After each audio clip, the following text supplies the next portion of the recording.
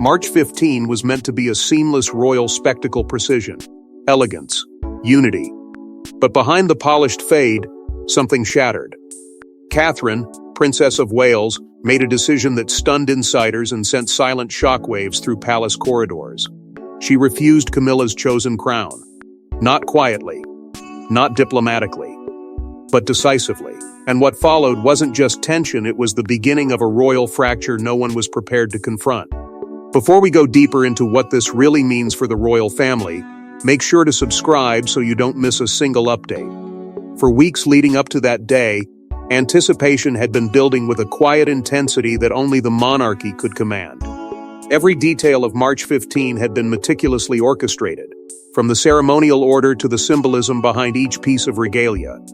This was not merely an event, it was a statement to the world. A carefully curated display of unity and continuity meant to reinforce the enduring power of the crown. And at the center of that symbolism stood Camilla, whose influence over ceremonial choices had grown steadily, quietly solidifying her authority in ways both visible and unseen. The selection of the crown was not incidental, it was deliberate, strategic, and, as some would later suggest in hushed tones, deeply revealing. Catherine understood this.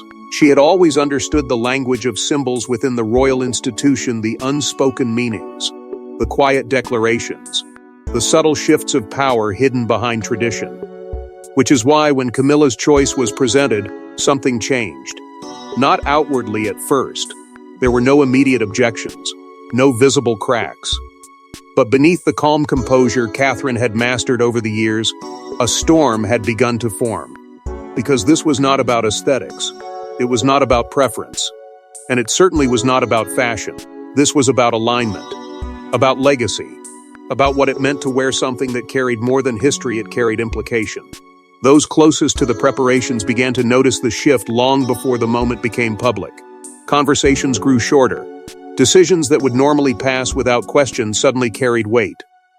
And then there were the whispers. Quiet at first, almost dismissible. "This isn't about jewelry," one insider reportedly muttered, their voice barely above a breath. Others echoed the same sentiment in different forms, as if everyone could feel it but no one dared say it aloud.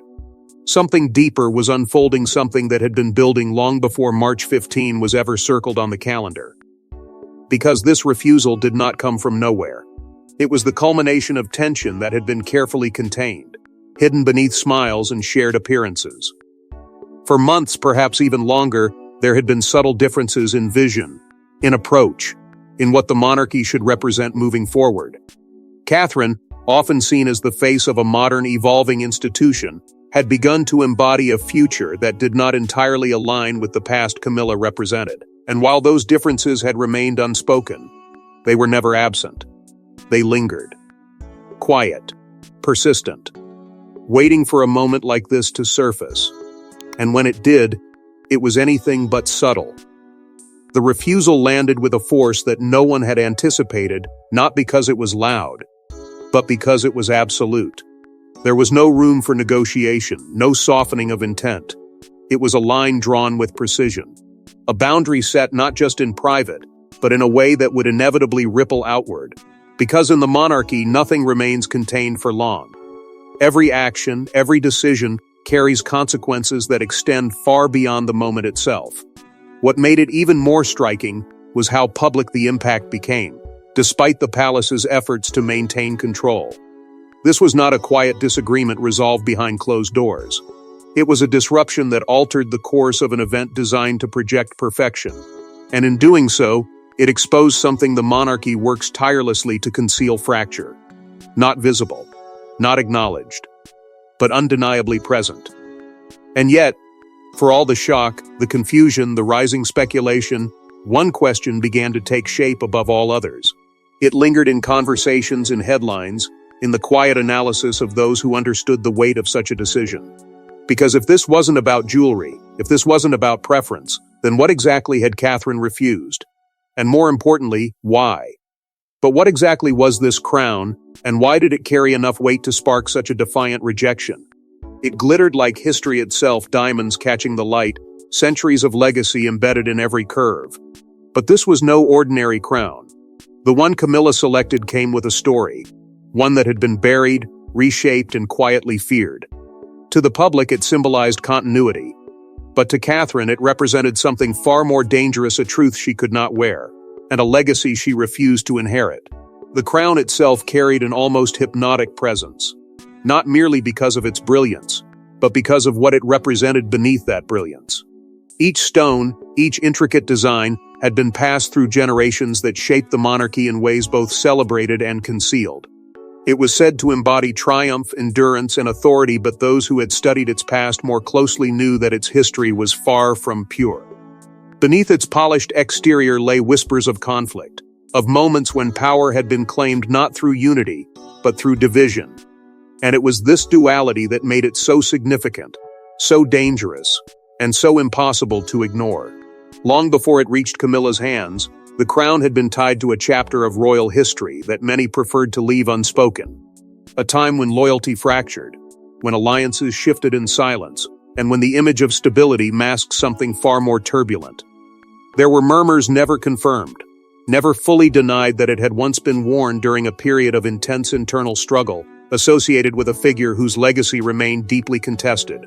Some saw that figure as a reformer, others as a disruptor who nearly unraveled the very institution they claimed to protect. And in the monarchy, memory is never neutral. It is curated, protected, and sometimes rewritten. That is why Camilla's choice raised quiet alarms among those who understood the weight of symbolism. Because selecting this crown was not a neutral act. It carried implication. It suggested alignment not just with tradition, but with a specific interpretation of that tradition. A version of the monarchy that leaned into continuity, regardless of the shadows that continuity carried. For some within the palace, this was a reaffirmation of strength. For others, it was a step backward, a subtle but powerful signal that certain narratives were being revived rather than reconsidered. Catherine knew this long before the decision ever reached public awareness. Her understanding of the crown's history was not superficial, it was informed, deliberate, and deeply personal. She had been briefed, advised, and perhaps even warned about the layers embedded within that single object. And once she saw it for what it truly represented, there was no unseeing it. This was not a matter of preference. It was a matter of principle. Because wearing that crown would not simply place it upon her head, it would place her within its story.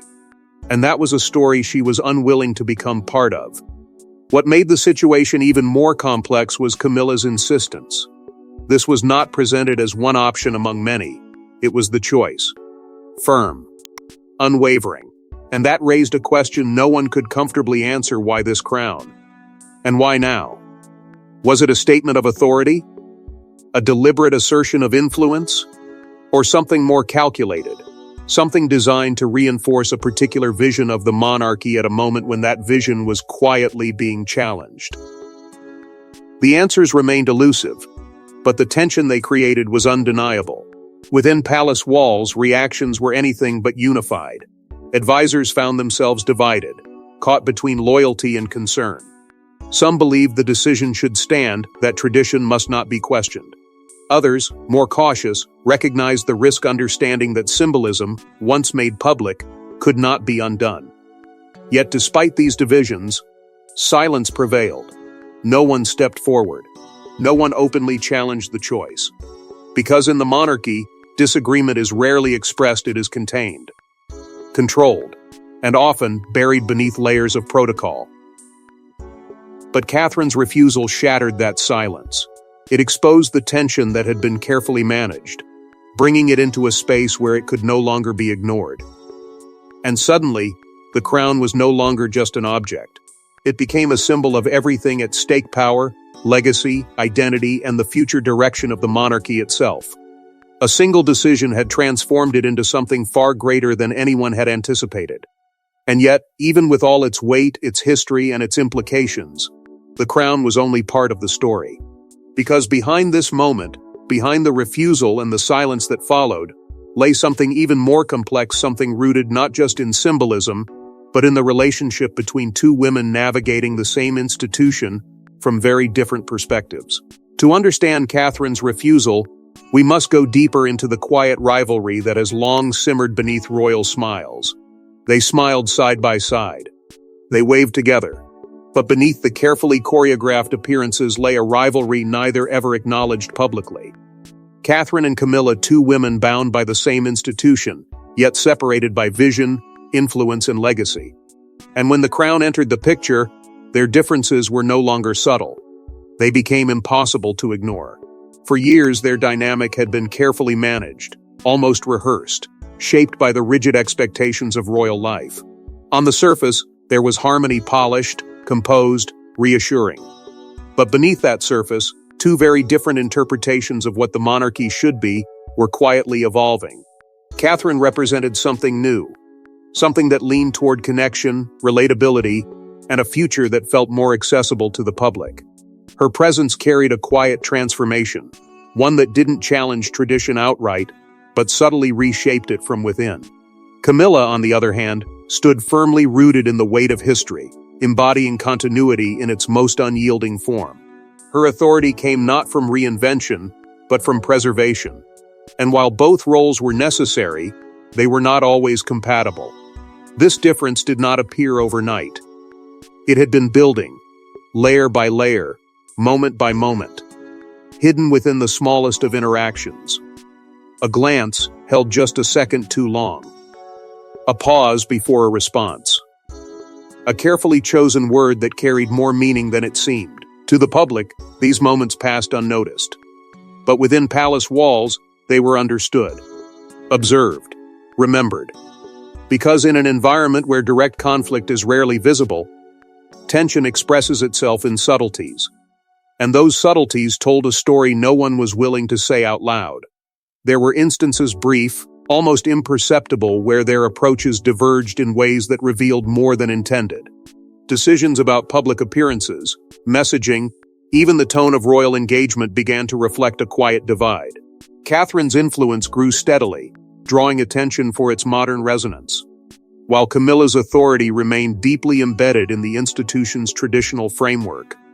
Neither directly opposed the other, yet the contrast was impossible to ignore. It was not confrontation. It was coexistence under strain. Inside the palace, this unspoken divide began to take shape in more tangible ways.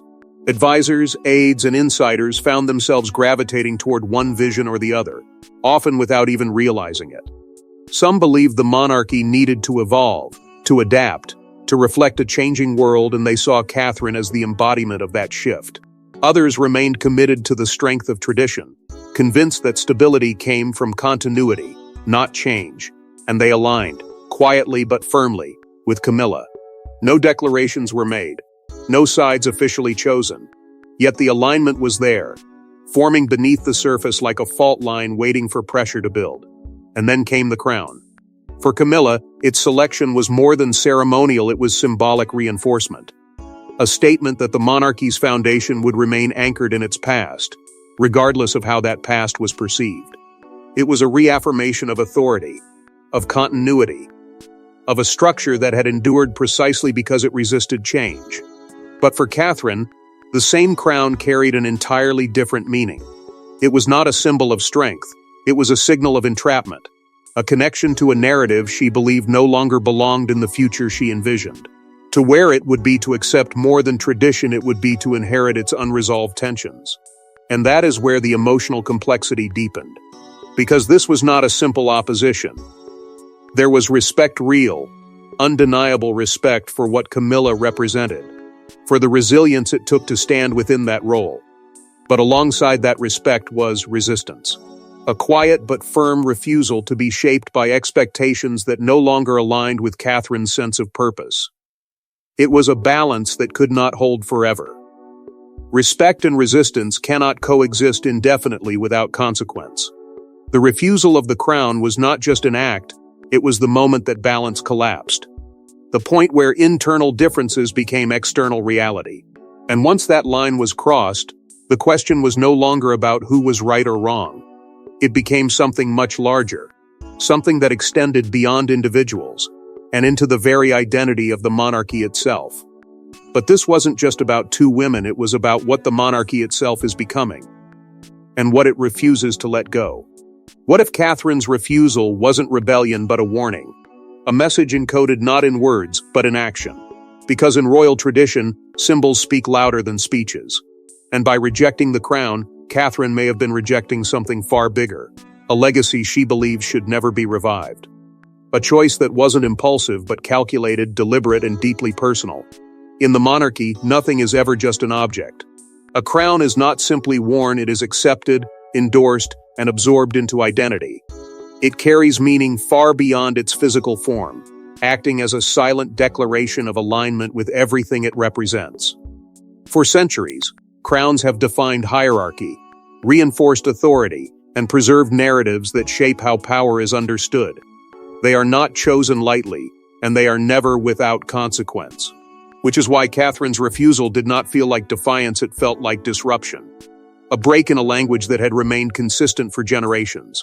Because if she had accepted it, the message would have been clear. It would have signaled continuity, agreement, and a willingness to step fully into a structure that had already been defined for her. But by refusing, she introduced something entirely different: uncertainty. And uncertainty within the monarchy is powerful. It invites questions. It exposes layers. It forces people to reconsider what they thought was fixed. Catherine understood this. She understood that her actions would not just be seen, they would be interpreted. And that interpretation would shape the narrative far beyond March 15. This is why those who observed closely did not see emotion in her decision. They saw control, precision, intent, because this was not a reaction, it was a strategy. A carefully measured response to something she had likely anticipated long before it reached her. The crown, with all its history and implication, represented a version of the monarchy that Catherine was not willing to validate. Not publicly, not symbolically, and certainly not in a moment designed to project unity. At the heart of this moment lies a deeper tension, one that extends beyond individuals and into the very structure of the institution itself. The monarchy stands at a crossroads between what it has always been and what it is becoming. On one side, inherited power structures rooted in tradition, reinforced through symbols that have remained unchanged for generations.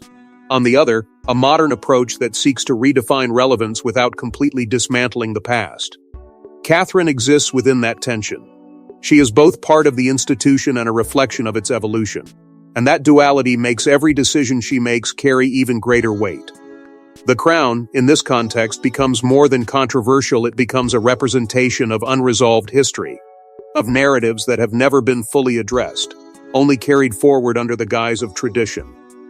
By refusing it, Catherine may have been rejecting not just its past, but the idea that such a past should continue to define the future.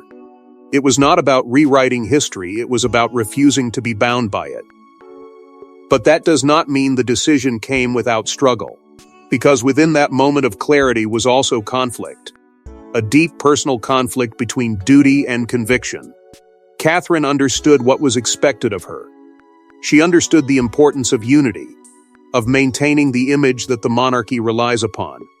And yet, she chose a path that risked disrupting that image. Not recklessly, but knowingly. And that knowledge carried weight: emotional, political, and deeply human. There were warnings, quiet, measured, delivered in the careful language of those who understood the stakes, advisors who urged caution, who reminded her of precedent, of perception, of the consequences that could follow. They did not oppose her directly, but their concerns were clear.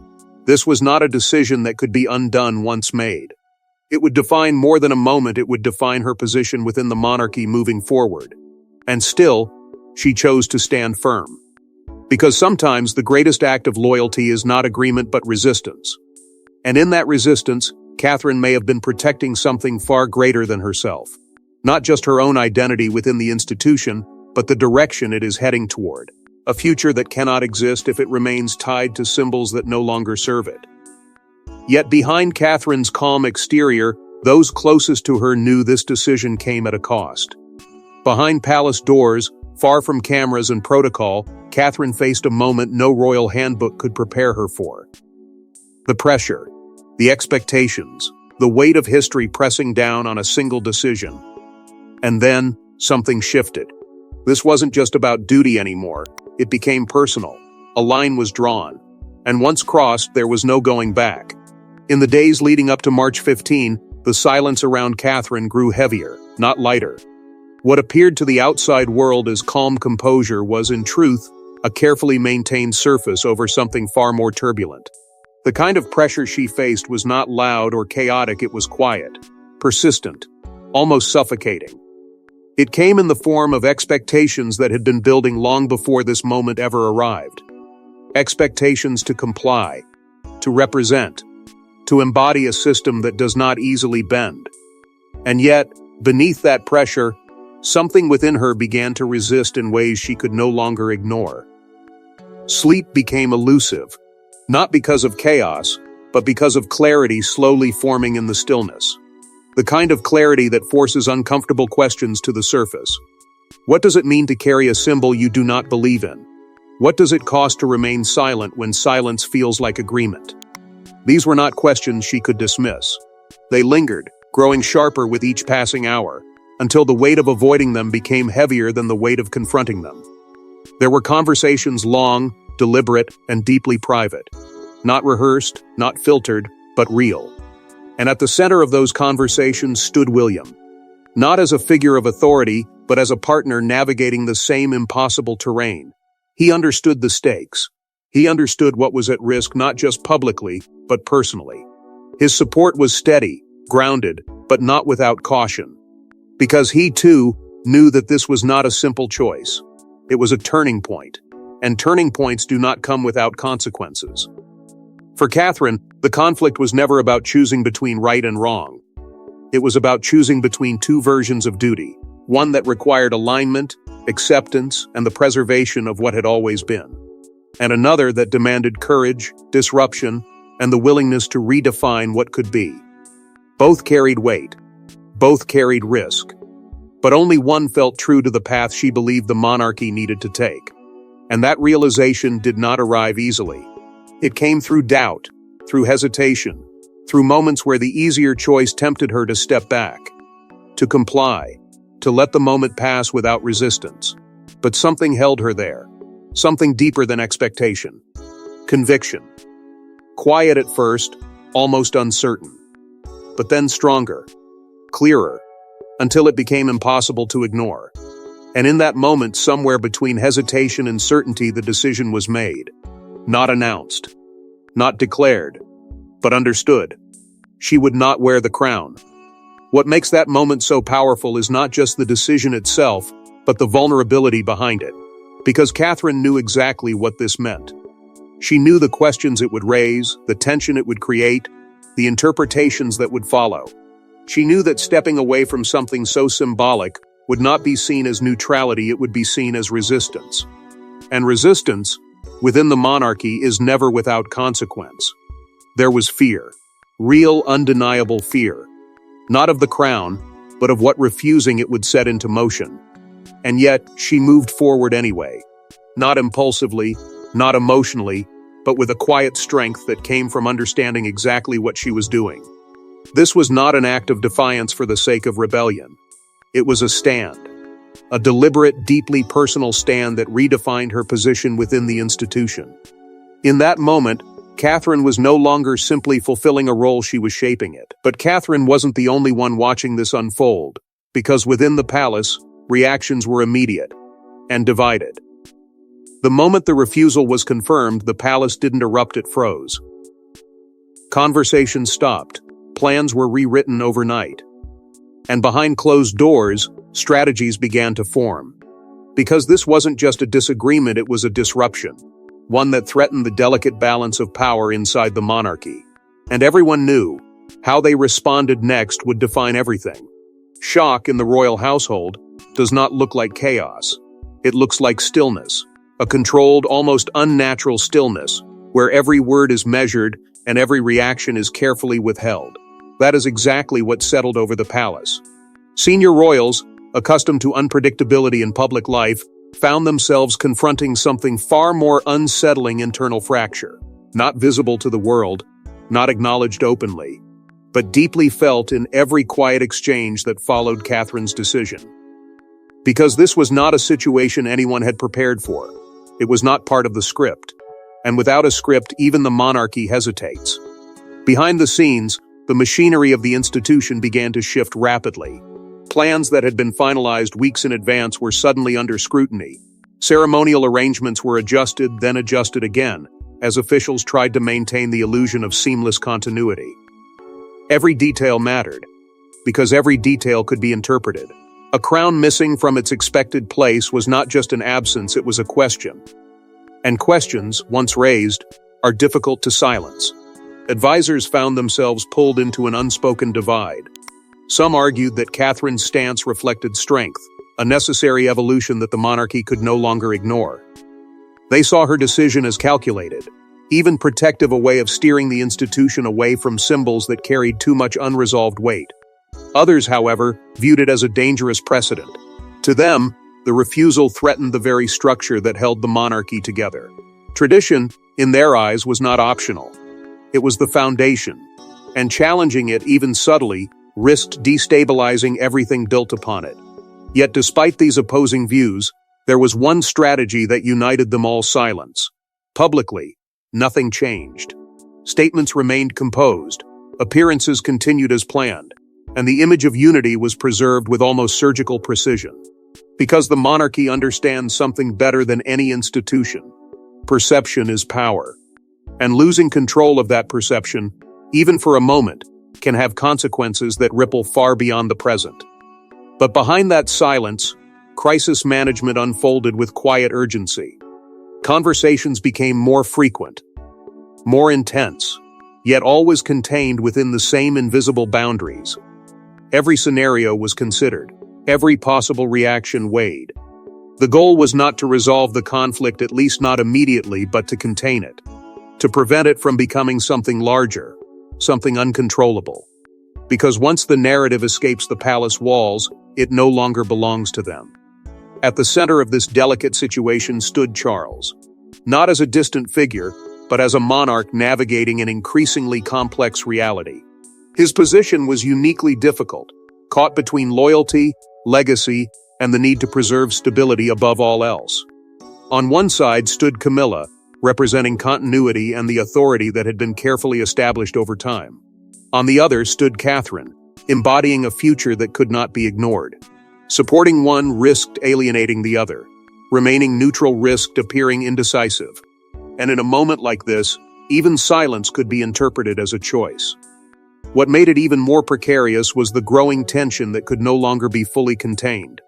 It lingered beneath every public appearance, every carefully worded statement, every controlled interaction. To the outside world, everything appeared intact. But inside, the balance had shifted. Subtly, but undeniably.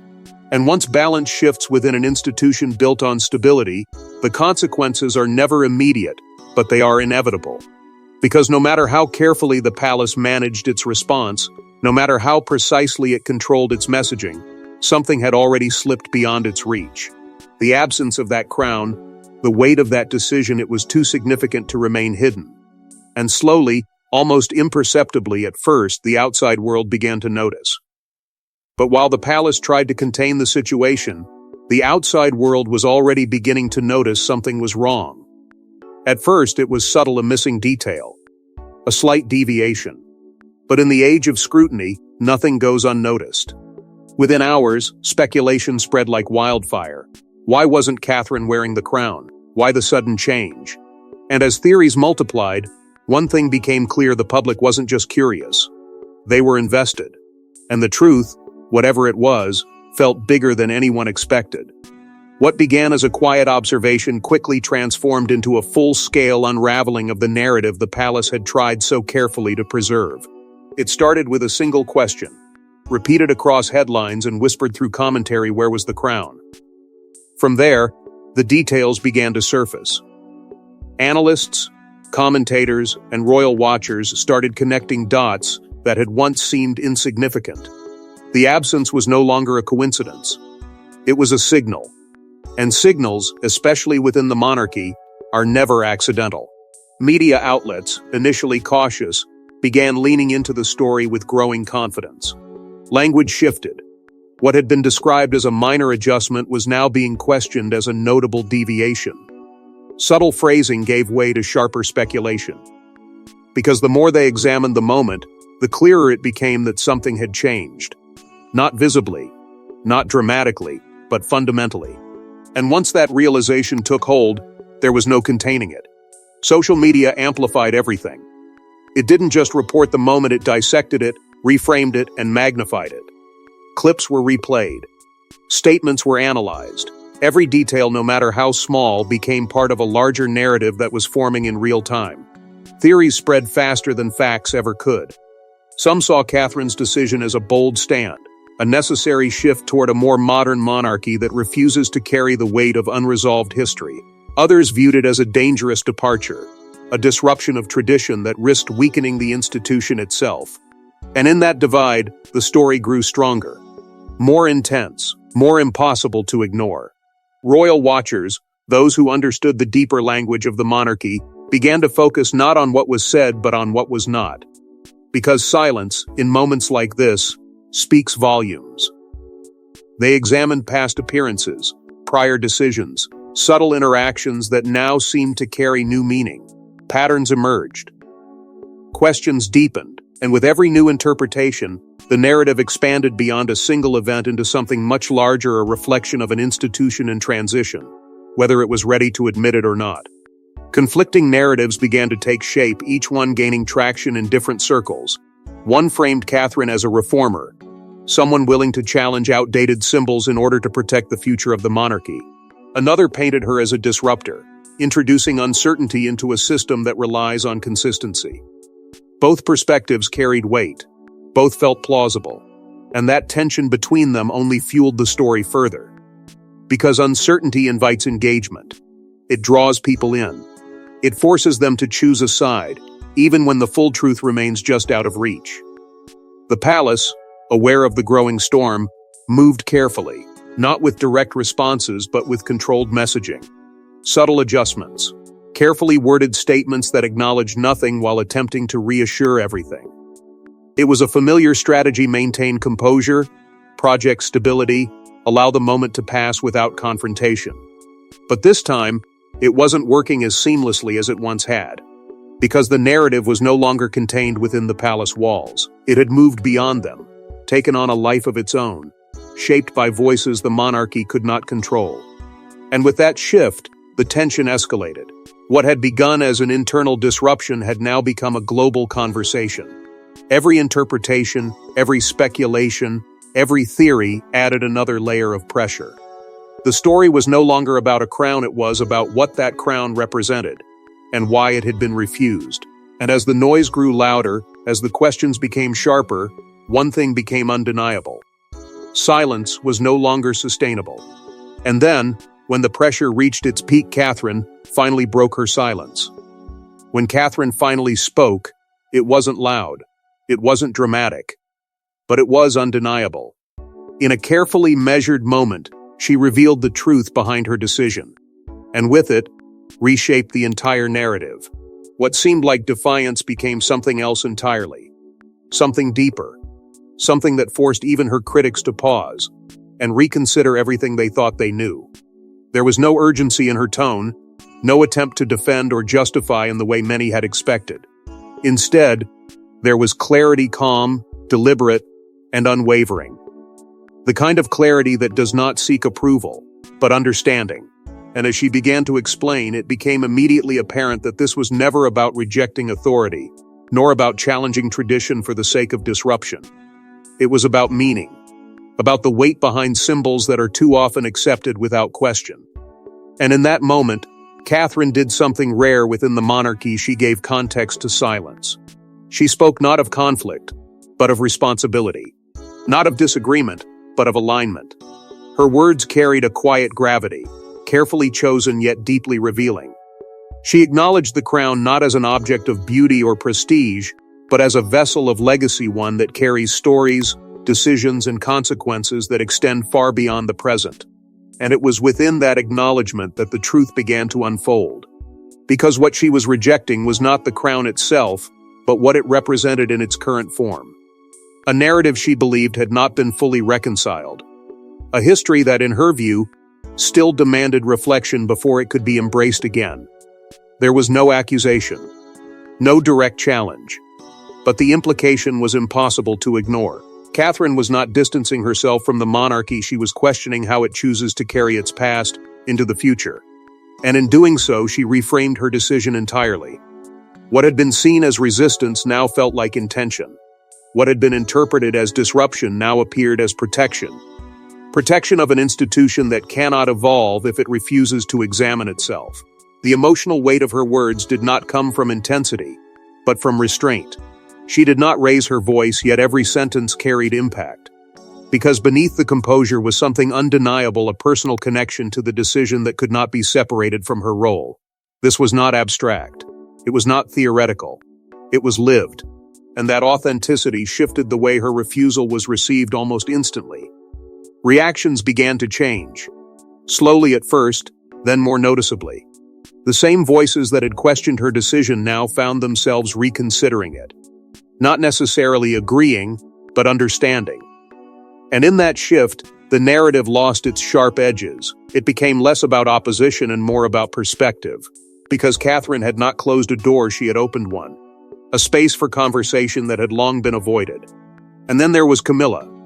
Silent throughout, unchanged in her position, yet suddenly more central than ever. Because in the absence of response, her silence began to carry its own meaning. Was it agreement? Disapproval? Strategy? No one could say for certain. But in a moment where Catherine had chosen to speak, Camilla's stillness became impossible to ignore. It added another layer to an already complex situation, one that did not resolve tension, but deepened it in quieter, more subtle ways. What emerged from this moment was not resolution, but transformation. The monarchy had not fractured, but it had shifted, almost imperceptibly, yet undeniably. Catherine's words did not dismantle tradition, but they challenged how it is understood, how it is carried, and how it should evolve moving forward. And in doing so, she altered more than perception, she altered expectation. Because now, the question is no longer whether the monarchy can maintain its image of unity. It is whether that unity can exist alongside change. Whether tradition can hold its ground while still allowing space for reinterpretation. And whether voices like Catherine's signal a future that is already beginning to take shape beneath the surface. But even after the revelation, one question remained: what happens next? The crown still exists. The tradition still stands. But something has changed and it cannot be undone. Catherine's refusal wasn't just a moment. It was a signal, a shift, a glimpse into what the monarchy might become, or what it might lose. And as the world watches closely, one truth lingers in the air: this story isn't over. Not even close. Because what Catherine set into motion did not end with her words, it began there. The implications of her decision stretch far beyond March 15, reaching into the very framework that has defined the monarchy for generations. For the first time in a long time, the illusion of unchanging continuity has been interrupted. Not by scandal, not by crisis, but by choice. A deliberate, thoughtful choice that forces the institution to confront something it has long avoided: evolution. Not as a distant idea, but as an immediate necessity. And that realization carries weight, not dramatic, not explosive, but steady, unavoidable. There is already a shift taking place, subtle but undeniable. The monarchy, once defined by its resistance to change, now finds itself being quietly reshaped from within. Catherine's stance has introduced a new kind of authority, one that does not rely solely on tradition, but on interpretation, on questioning what is carried forward and why. And in doing so, she has opened a path that others may eventually follow, whether openly or in silence. Because once a boundary is crossed, it becomes easier to imagine crossing it again. But change, even when necessary, does not come without consequence. Beneath the surface, the relationships within the royal family are likely evolving in ways the public may never fully see. The tension between continuity and transformation has not been resolved, it has been exposed. And exposure changes everything. It alters how decisions are made, how influence is exercised, how trust is navigated in a system that depends on unity to survive. The connection between Catherine and Camilla, already complex, now exists within a new reality, one where differences are no longer entirely hidden, but quietly acknowledged. At the same time, public perception has begun to shift in ways that cannot be reversed. Catherine's decision, once questioned, is increasingly being viewed through a different lens, not as defiance, but as intention, not as disruption, but as direction. The public, once divided, is gradually leaning toward understanding, even admiration for a choice that seemed risky, but now feels necessary. And that shift in perception carries its own kind of power. Because in the monarchy, public trust is not just important, it is essential. And when that trust begins to align with change, the institution must pay attention. For Camilla, the moment has introduced a new layer of complexity that cannot be ignored. Her role, once firmly defined by continuity and authority, now exists within a space that demands adaptation. Her silence, her decisions, her responses moving forward will carry more meaning than ever before. Because she is no longer simply representing the past, she is now part of a present that is being questioned, reinterpreted, and reshaped in real time. And how she navigates that reality may determine more than her own legacy. It may influence the direction of the monarchy itself. What lies ahead is uncertain. Traditions that once felt immovable are now being reconsidered, not abandoned, but examined with a level of scrutiny they have not faced in decades. The monarchy stands at a crossroads, not collapsing, not dividing, but evolving under pressure it can no longer ignore. And within that evolution lies both risk and possibility. The risk of losing what has always defined it. The possibility of becoming something that can endure in a world that no longer accepts tradition without question. And perhaps that is the most powerful outcome of all. Not the refusal itself, but the conversation it has forced into existence. A conversation about identity, about responsibility, about what it truly means to carry a legacy forward without being consumed by it. One that does not end with Catherine, or Camilla, or even this moment, but continues, quietly, shaping decisions yet to be made. Because in the world of royalty, the most powerful battles are never fought in public, but their echoes are impossible to silence. Thanks for watching. Please don't forget to like and subscribe, and we will see you in next one.